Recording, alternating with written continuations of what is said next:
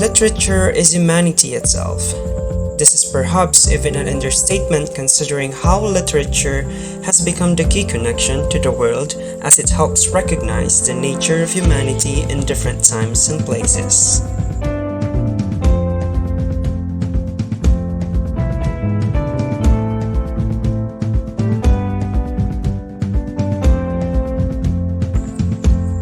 Matthew Arnold, an English poet and cultural critic year 1822 to 1888, even describes literature as a criticism of life because connection with it provides an objective base for understanding of life. Given all the encompassing nature and scope of literature, many people find it a tall order to reach a perfect and adequate definition for literature. However, the attempts of great minds to look into what comprises literature help to define it more clearly. The American Heritage Dictionary of the English Language states that the literature must be an analysis of experience and a synthesis of findings into a unity. In matters so related to this, Oscar Wilde, an Irish author, playwright, and poet, year 1854 to 1900s, states that the literature always anticipates life. It does not copy it, but molds it to its purpose. The collective body of literature productions may be classified into two major divisions, namely poetry and prose. However, the other type has been included arbitrarily among these divisions, drama, which may be rendered both in prose and poetry, although its form is entirely different from the two. The entire definition of poetry has been expanded to refer to literature that evokes a concentrated imaginative awareness of experience or a specific emotional response through language chosen and arranged for its meaning, sound, and rhythm. There are four major types of poetry, namely lyric, narrative, drama, and prose poetry. Lyric poetry consists of poems that deals with emotions or feelings. This correlates to William Wordsworth's definition of poetry as a spontaneous flow of emotion, subjective and personal. Lyric types that abound with figures of speech include the sonnet, song, elegy, ode, and simple lyric. Dramatic poetry consists of poems in which everything is conveyed through the words of a single speaker who reveals background circumstances and conflicts and provides insight into his or her own character as well as that of the others. There are two kinds, namely dramatic monologue and soliloquy. In dramatic monologue, the speaker converses with a silent listener who is present during his or her moment of crisis.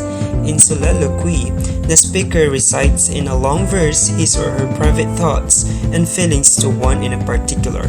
Rather, he or she directs this to the audience. Narrative poetry is referred to as a storytelling verse. These are poems that narrate stories. Under this are the ballad, metrical tale, metrical romance, and epic. Lastly, prose poetry has all the characteristics of poetry such as vivid imagery, poetic meter, hidden emotion, and language play, except that it is written in sentences.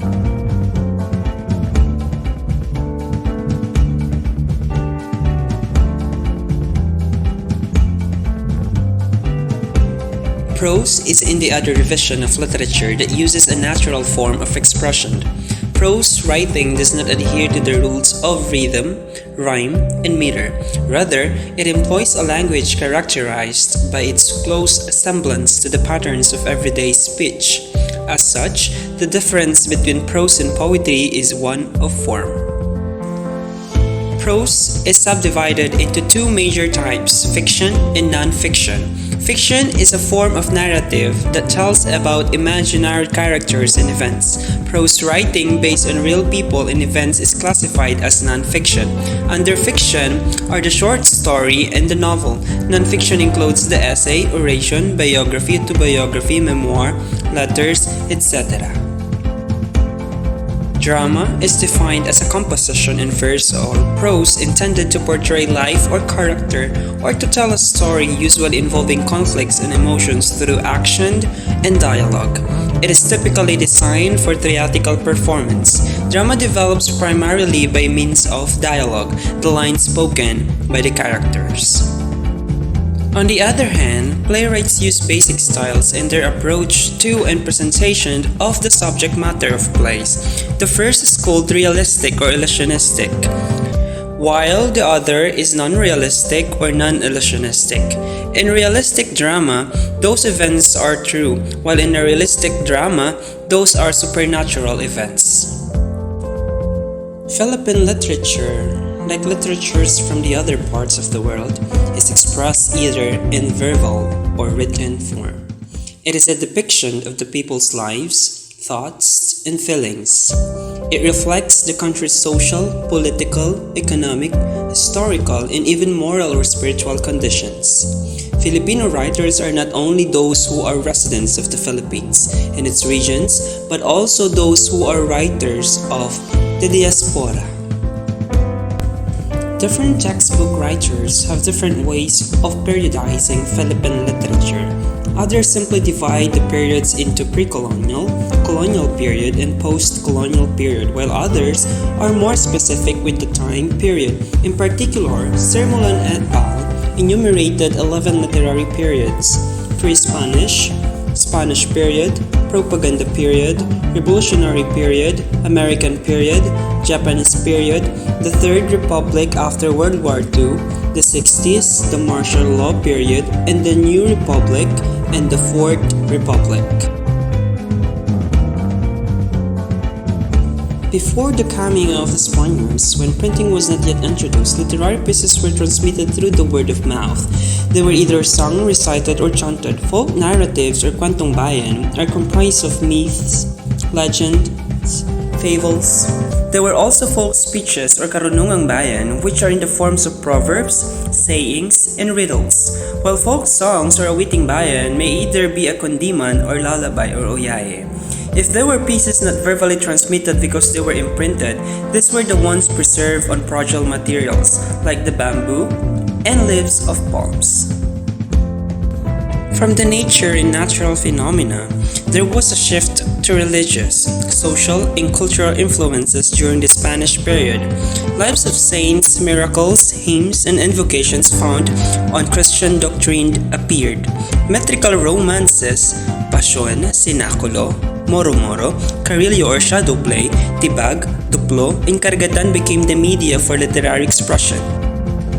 An important contribution of the Spanish period in the development of Philippine literature is the Dominicans' introduction of printing, for it paved the way to the preservation of literary works. Doctrina Christiana, year 1593, is the first book printed in the Philippines.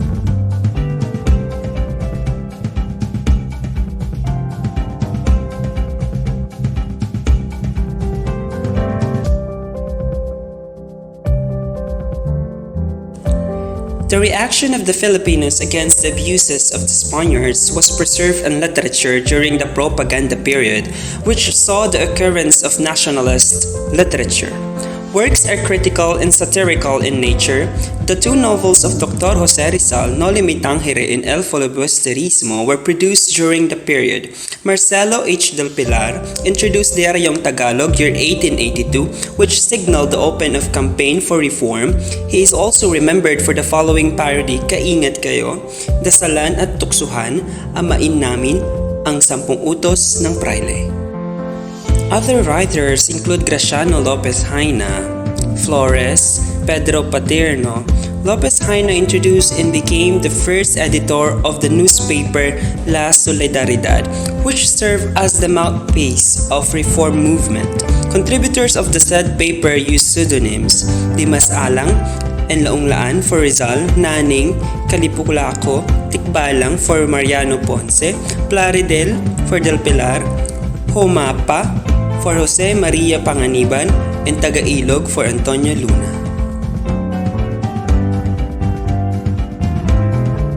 Revolutionary literature reflects on the reaction of the Filipinos against the Spaniards and the Americans. The literatures produced during this period differ based on the language used, as Andres Bonifacio and Emilio Jacinto expressed nationalistic writings through Tagalog, while Apolinario Mabini and Jose Palma, who fought against the Americans, wrote in Spanish.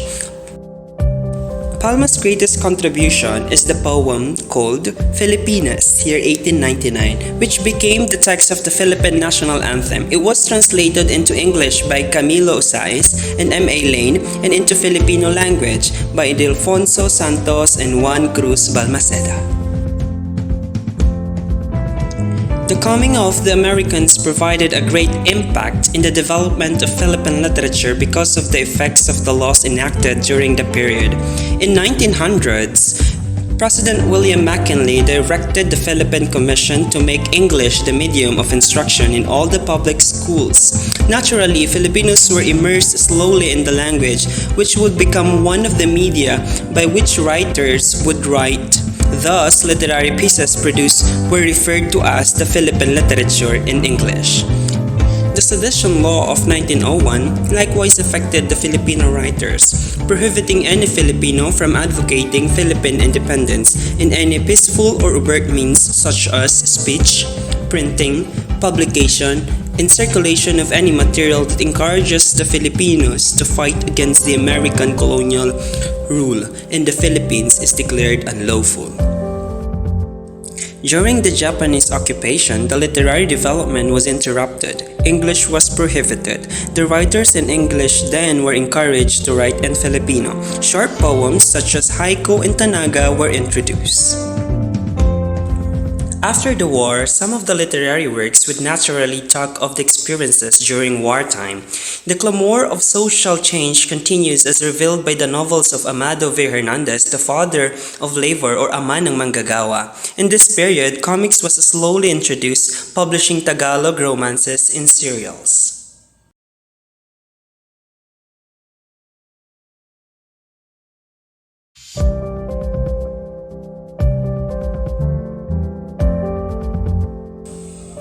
In summary, prose and poetry as the most basic forms of literature will not disappear, but the non-traditionality of the venues by which the literary pieces are published, how they are structured on page, who write them, and what topics or subjects are explored set the difference. These are what define 21st century literature.